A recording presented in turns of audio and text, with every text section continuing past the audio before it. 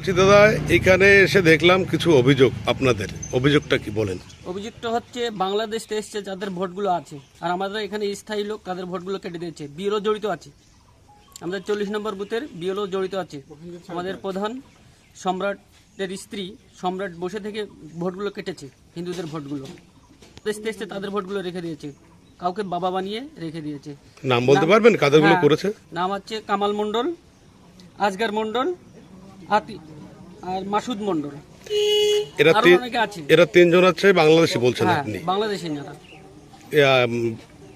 বাবা সাজিয়েছে কাদের নামগুলো বলবেন? বাবা সাজিয়েছেন কামাল, বাবা সাজিয়েছে শাহজাহান মণ্ডল,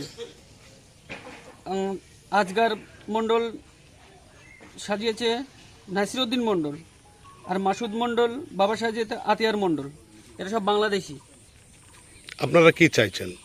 আমরা চাচ্ছি ওনাদের অ্যারেস্ট করাতে, যারা বাবা হয়েছে তাদের অ্যারেস্ট করাতে।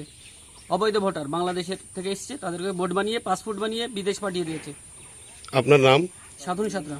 আপনি কোনো পদে আছেন? হ্যাঁ, কুলিয়া 40 নম্বর বুথের বুথ সভাপতি বিজেপি।